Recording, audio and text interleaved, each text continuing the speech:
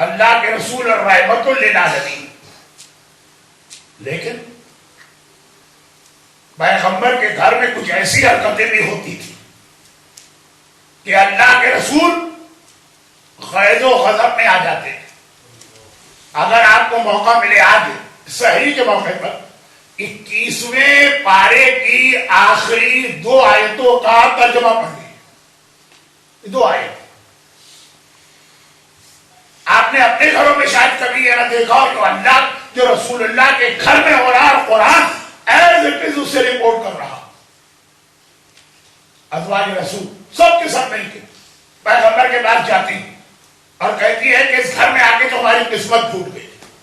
آیت پڑھ لیجیے، ترجمہ آپ کے سامنے 21ویں پارے کی لاسٹ 2 آیت، 22ویں پارے کی پہلی آیت میں ہی آیت اخیر ہے، اس سے پہلے کی بات کر رہا ہوں۔ اس گھر میں تو ہمیں ایسے واقعے مل رہے ہیں، یہ قرآن کہہ رہا ہے، میں آیت پڑھ نہیں رہا ہوں تاکہ کم وقت میں بات پوری ہو جائے۔ 21ویں پارے کی آخری 2 آیت، اس گھر میں آنے کے بعد سوائے مصیبت کے ہم نے کچھ نہیں دیکھا، یہ ازواج رسول کہہ رہے ہیں۔ اس گھر میں تو ہمیں واقعی واقع مل رہے ہیں، اپنے باپ اور ماں کے گھر میں ہم کتنے آرام و اطمینان کے ساتھ تھے۔ اب قرآن کی آیت دیکھیں، قرآن کہتا ہے ازواج نبی دولت دنیا چاہیے الگ ہو جاؤ اس گھر سے، اے رسول انہیں کچھ دے دلا کے رخصت کر دو، ان کی چھٹی کر دو۔ اب یہ پوری آیت جس کو میں نہیں پڑھ رہا ہوں، اور ایسا اس دفعہ تو اتنا بڑا واقعہ ہو گیا، اس دفعہ سے مطلب 21ویں پارے کی آخری آیت نازل ہوتے وقت کہ اللہ کے رسول اپنی تمام بیویوں کو مدینے چھوڑ کر مدینے سے باہر جناب ماریہ کے گھر میں اس طرح جا کے 1 مہینے رہے۔ 1 مہینے نہ مسجد میں آئے نہ اپنی بیویوں کی شکل دیکھی۔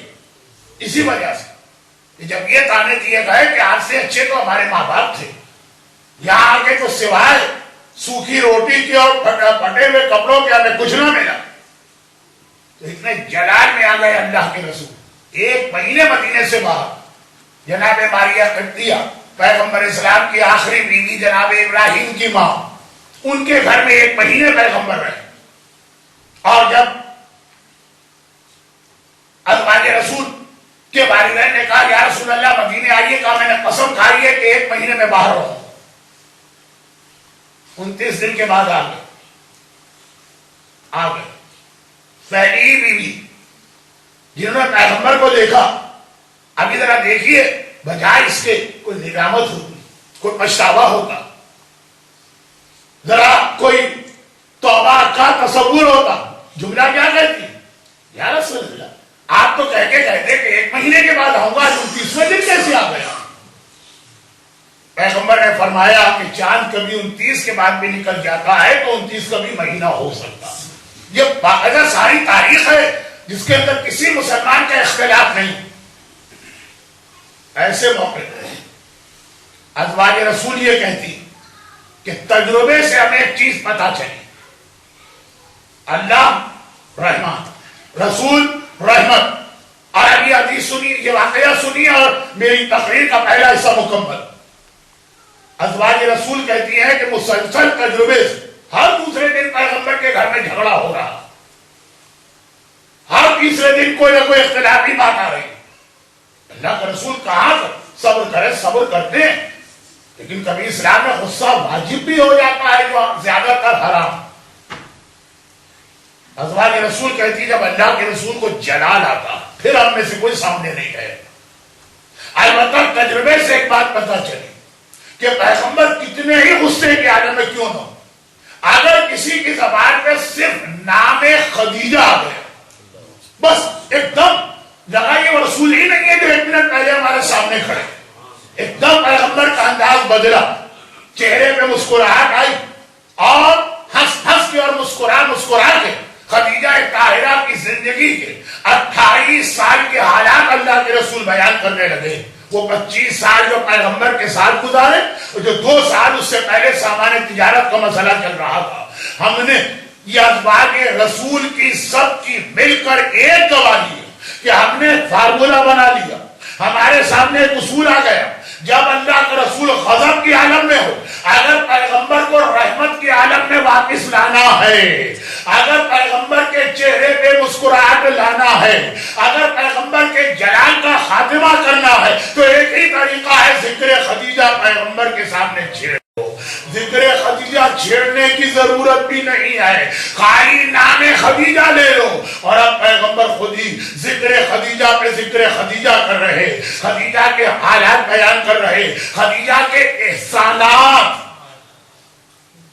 بہرحال پیغمبر سردار ہیں، خدیجہ امتی ہیں، مگر اللہ کے رسول خدیجہ کے احسانات بیان کر رہے ہیں اور بتا رہے ہیں، جب سب نے جھٹلایا اس نے میری تصدیق کی، جب گھر کے باہر کہیں میرے اوپر پتھر تھے، کہیں سر پہ کوڑا تھا، کہیں راستے میں کانٹے تھے، اس وقت اپنے گھر میں آتا تھا، یہ خدیجہ تھی جو اس انداز سے اپنی باتوں کے ذریعے سے، اپنی خدمت کے ذریعے سے میری تمام مشکلات کو دور کرتی تھی، کہ ابھی جو ایک علمدار میاں نوحہ پڑھ رہے تھے کہ رحمت خدا کے لیے، رحمت کے لیے، رحمت للعالمین کے لیے وجود خدیجہ ایک رحمت بن رہا ہے۔ اندازہ کریں، جو ساری کائنات کے لیے رحمت ہے، خدیجہ اس کے لیے رحمت ہے، اور اس انداز کی رحمت ہے، اس انداز کی رحمت ہے کہ آج بھی خدیجہ کے حوالے سے دو چھوٹی باتیں ذرا سا موضوع سے ہٹ کے کہیں گے، پھر اس جملے کو آگے بڑھاؤ۔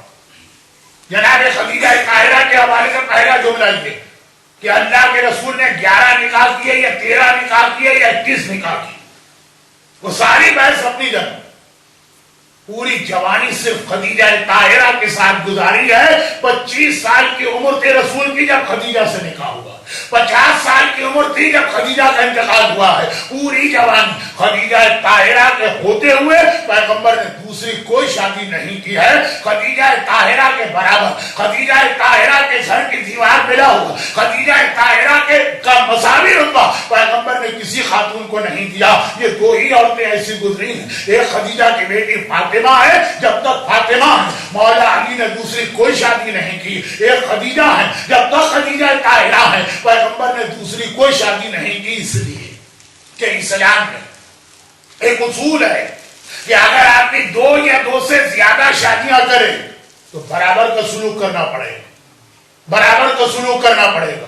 خدیجہ طاہرہ کے ہوتے ہوئے کوئی اور بیوی آئے، اگر اللہ کا رسول اس کے ساتھ ویسا ہی سلوک کرے جیسا خدیجہ کے ساتھ کر رہے ہیں تو یہ خدیجہ پہ ظلم ہو جائے گا، اور اگر خدیجہ کو اس پر اس طرح گھر کے معاملات میں فضیلت دی تو دوسری شادی کی یہ شرط یا کنڈیشن ختم ہو رہی ہے۔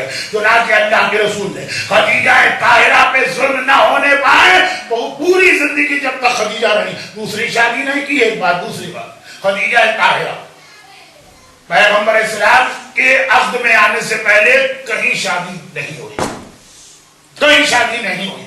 بہت زیادہ مشہور ہے کہ 2 شادیاں ہو چکی تھی، تیسری شادی رسول سے ہوئی، یہ بھی غلط۔ اور پیغمبر کے برابر عمر میں تھی، پیغمبر 25، خدیجہ 28۔ بہت زیادہ مشہور ہے کہ خدیجہ 40 کی تھی، وہ بھی غلط۔ رحمتک یا ارحم الراحمین وصلی اللہ علی محمد وآلہ الطاہرین۔